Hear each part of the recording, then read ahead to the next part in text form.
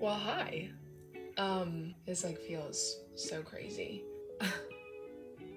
It's been a while. Lots happened in the last year. I think the last actual vlog or content thing that I did that wasn't just music or covers was over a year ago from footage I had in February of 2022. It's been a minute. Completely forgot how to do this. I feel so silly. A lot has been going on. The biggest thing is I'm graduating college. So originally I wanted to do these vlogs mostly because my friends are watching, and I think it's cute. I think it's fun. It's a good way to kind of document and give yourself a little video diary. I really like that you can make little video memories for yourself, little video diary entries, and put them up on YouTube and have them there forever. Really wanted to get back to that. I made it a lot in high school, a lot going into my freshman year of college, which it's been 4 years now. How? I don't know. It's actually so insane to me, and I just haven't had the time. I will have on and off throughout the last year, and then even previous to that, I will film a full week's content worth of a vlog. Such good footage. I never use it. I never get to edit it. I just get so distracted with everything else that by the time I remember it exists, I'm just oh my god, just throw it away. That's so far back. I can't. The overload of the stress has just been astronomical. I originally tried to kind of re-get the vlogs going before last summer, thinking that, oh, of course I'll do a lot over the summer. I didn't. But I tried to originally get that revamped as college diaries, so I thought it was only right to return to the platform, explaining why it will no longer be called college diaries, because in the amount of time it has taken for me to actually solidly decide to return to this and to commit to it, I have finished school. I am finishing with my BS in biology. I technically finished my bio degree in 3 to 3.5 years. I was originally a civil engineering major at San Diego State University, and I decided to switch my sophomore year. So I think what I'm gonna do in this video is kind of just walk you through the direction of what I want this channel to go in for now. I came into SDSU in 2018 as a freshman who was studying civil engineering. That was fun. It was definitely very interesting. I love architecture, but the more and more I got into it and the more people I met in the field, the less I felt like I would really be fulfilled by having a job in that career. I kind of wanted to keep my hyperfixation on architecture as its own separate thing that could be really artistic and fun and something for me to deep dive in on the side, because I felt like if I was just working with it every day, I thought I would just kind of end up not resenting it, but just it wouldn't be that safe hobby. And so I started, wondering what else there was that I could do. Coming into college, I chose civil engineering because I knew I was good at it from an engineering program that I had done in high school. I feel like engineering is one of those beautiful fields that you come out of it, you get a degree, you start job hunting, and you have a pretty good shot of finding not only a job, but a high-paying job. And that was basically my biggest motivator behind choosing it, was that the only thing I knew that I wanted to do going into college was have enough money to travel the world as I grew up, and have enough money to do artistic stuff on the side and kind of support that and be able to pay for those things as well as doing a career. As I got further into the degree, I just realized this isn't my thing. This isn't for me. I have been pretty intrigued by medicine at this point for a long time. I have a couple different things personally that were kind of long-term medical things that I had to figure out. The main one being PCOS. The symptoms for that started when I was 13, and as I grew up and as my hormones shifted, I would get more and more symptoms. I didn't get officially diagnosed until I was 18. To me, all of these medical conditions, diseases, like, it's like a puzzle. It's like a case, and you have to solve the case by taking the evidence that you're given. And I just found that so interesting, especially because there's so many different things that, like, somebody comes in with, you know, really, really bad period cramps. That can be 10 different things right off the bat. Probably more than that, to be honest. I, like, found that so interesting. I, like, sit at my computer trying to learn as much as I could about, you know, things that I had going on, things that family members had going on, and I could just really hyperfixate on it, which is amazing, because if I can't hyperfixate on something, it's like fighting tooth and nail just to get a simple thing done. I kind of had this thought, like, oh my god, what if I go into the medical field somehow? And so I started, like, looking at some options and, like, thinking about different things, and I was like, what if I go nursing? The issue is that I didn't want to have to transfer schools. I love San Diego State University. I've had the most wonderful experience here, and so nursing is one of their most impacted programs here. Like, if you didn't get in freshman year, I'm not saying never, but with how popular this program is, with how rigid this program is, as someone who's 2 of her roommates are in this program, I wouldn't say that it's necessarily likely that you're gonna get into it. So I was like, okay, well, that's not really an option. I mean, I guess I could get my degree in something else and then figure it out from there, do a 2-year program, but it was kind of like, well, whatever I do, I want to be able to go out and get a job afterwards, ironically enough. The more and more I started researching, I was like, the job that would interest me the most, based on what's being described, the job description itself, what you do, is being a doctor. That was terrifying. I did not think in any way, shape, or form that I was ever smart enough to be a doctor. And it's also one of those things that I feel like is very stigmatized, as, like, friends that I know that are becoming doctors, and just genuinely, like, how I've heard it talked about is, like, they did volunteering at hospitals all throughout high school. They had, like, their list of schools written and ready. They knew when they were going to take the MCAT, what they want to get on it. I was halfway through my sophomore year of college. It was in the middle of COVID, and I didn't know anything. Right off the bat, that's so intimidating. It was like, okay, how would I ever catch up, you know? The other thing that was really off-putting about it was like, oh my gosh, I would love to do this. This sounds perfect for me. I would be good at this, but at the time, my grades weren't, like, amazing. They weren't bad. I never failed a class. Mostly B's and a few C's here. It was kind of one of those things where I was like, there's, like, how could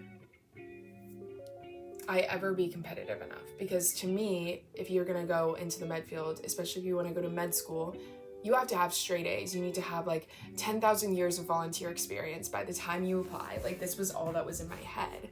And it was super frustrating too, because it wasn't like I didn't have straight A's because I just wasn't working hard enough. I now know I was undiagnosed ADHD. I go from having quizzes every 2-3 weeks to having exams 4 times a semester to 3 times a semester. Those exams make or break your grade. I'm a horrible test taker. I would get really, really good grades on all my assignments. I would study super, super hard, and it would just be like I got to the test and this brain fog and I would know that I knew the answer, like I could remember what page it was on when I was studying, could not for the life of me remember either if it was like chem or math, like how to do it. If it was some kind of like other science course, it was like, oh, I can't remember the word. Like I could just, if I could just write and like describe in a little sentence to you, you'd know what I was talking about, but I can't remember the word. I genuinely like will try so hard to remember something, and as soon as I try super hard, it's just like comes in one ear, shoots out the other. At the time, I didn't know what was causing that. I thought I just was incapable of meeting that level of grades, performance, whatever you want to call it. It wasn't like, oh, well, I could make this switch, get straight A's because I like feel super confident in my ability to do that. It was like, oh man, like I really like that. I really want to do that, I think, but like I'm so not smart enough.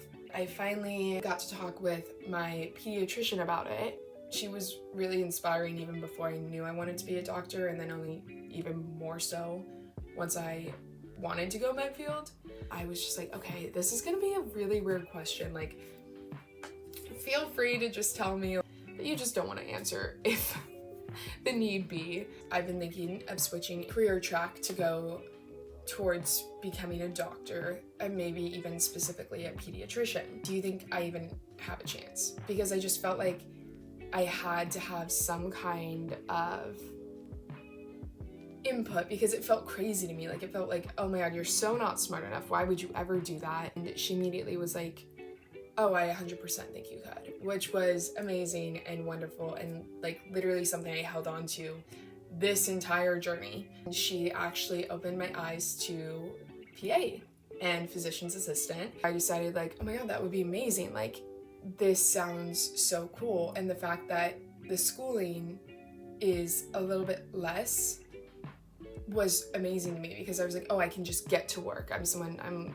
very much busybody. I want to get into a job. I want to get to work. I want to like grow in my career and like prove myself. I think it's even cooler because physician's assistants, you don't specialize the way you do if you're an MD.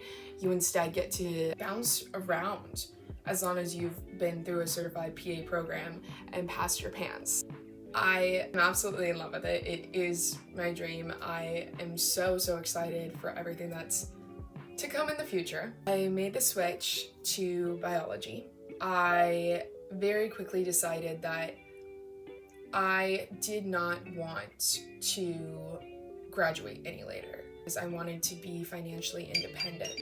Most likely the ADHD and me hyperfixating on specifically the fact that if I didn't graduate in 4 years, when I was already struggling with, you know, changing into a field that I didn't necessarily feel smart enough to be in the first place, I was like, if I don't graduate in 4 years, it's gonna look so bad. I have to, in order to prove that I deserve a chance to do this. And you don't. The time scale is not linear for anyone, is what I've learned. And I don't regret really just honing in and giving my focus on academics my all, but I definitely didn't do a lot of the things that I kind of thought I would going into school, because I was studying all the time. Like, I'm excited about the fact that I want something so much that giving up those other things that I thought I really wanted doesn't seem scary. It doesn't seem bad, you know? So a lot of the things that I kind of assumed that I would be doing, I wasn't doing. I needed to get my GPA up. I wanted to have a big grade boost, show that I was really improving. I ended up getting diagnosed with ADHD last spring. I kept studying more and more and more, to the point that I was like making myself physically sick. I like never left my room, maybe because I was either sick from stress or I was just holed up in here like a little hobbit. It just kind of got to the point that I wasn't doing any better, even with all that extra studying. And the more and more I started to describe what it was like taking exams for me, like different things I was just kind of struggling with in life in general that I thought was normal. I was maybe just being lazy, sensitive, or, you know, any of those kind of common things wasn't so normal. Then slowly other people in my life started kind of being like, you know, like, that doesn't sound like a normal way of processing that. So I ended up getting to speak with someone and getting the diagnosis, which was shocking for me. My brother and my stepdad are both very ADHD, and they're very much the stereotypical boy version of ADHD. So they're very loud and hyper and always going, and I'm not so much that way. I am very internalized. Like, it was hard for me to compute it. I was waiting for someone to kind of like just look at me one day and be like, oh no, you don't actually have it. Somehow you faked everyone out. But that was the biggest game changer for me, because I've been able to now like recognize so many things, especially this shame aspect. Like, I didn't want to get a bad grade in a class because that made me look stupid. That's shame. So I would sit and study all the time, and I would just try and memorize everything instead of like going at it in a way that is designed to work for me. Because I felt like if I wasn't just like studying all the time and then I didn't do well, then that meant that I deserved to fail. Realizing that you can balance and you can find ways that work for you that aren't gonna make you sit in your room every second of every day. I was put on medication. Almost immediately, I went from studying all the time. I would be up until 2, 3 a.m. some nights and get back up at 8 a.m. the next morning. I read every chapter. I did every extra piece of work I could. I was looking it up on Google. I was watching YouTube videos about the subjects, like so in depth. And I would get C's on exam. Being able to kind of immediately filter, well, is that really important, or should we just go back to the lecture slides and look at what's really, really important to know and like really focus on how those things connect. So I was able to remember the things I actually studied. Game changer, truly. Almost overnight, I went from studying nonstop and getting average grades to studying still a lot, but a shorter amount than before, and getting A's, which boosted my confidence so much. I'd accepted that, oh no, like I really do have this. Okay, so now you don't have to feel guilty about all those little areas of your life that maybe weren't working right before, because you know why they weren't. And like, clearly they're working right now. Because of being undiagnosed, I would work so hard and be average. Trying to get my GPA up to be super competitive was a huge struggle. But we did it, and we're graduating. I actually can't believe it. I'm really excited to get out into the world and get out and get a job and, you know, prep for applying to PA school, to go to PA school. It just feels like everything kind of like that I worked for the past 3 years is finally like, it's happening and it's gonna work and it's gonna be great. Here's my cap, super cute. It says, I'm gonna go get one of those job things. It's a reference to Friends with Monica's little door frame. And then this is just like a collage of all the different pictures of my family, my friends, my dogs, all the good stuff in the world.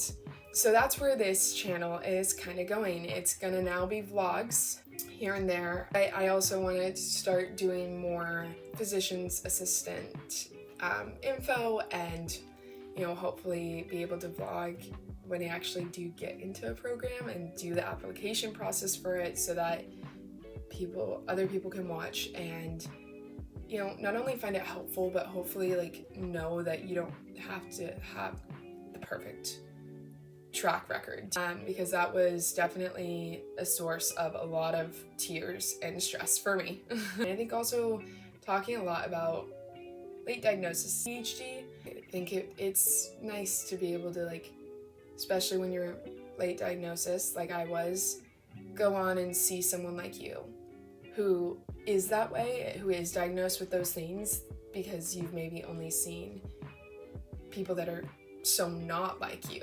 I also just think it's helpful for me, which is anyone watching this? Probably not. So why not just talk about, you know, the things that I want to do and the things that I want to understand about myself too. I think going into this next chapter, I really want it to be video diaries. All the fun moments from me actually doing things in my vlog, but also your diary, sometimes you write your secrets and how you feel and what you're going through at the time, and you try and make sense of those things. So if I'm really doing video diaries, why not have some of that as well? Expect more sitting and just talking videos like this. I think that's it for me. This is a short one. I think that there's gonna be a lot of good things coming. I am going to head out, but I will see you guys next time with a vlog of some sort. Who knows what it will be on or when it will be up. I'm very excited to go into this next chapter of my life and to take all of you with me. Bye, guys.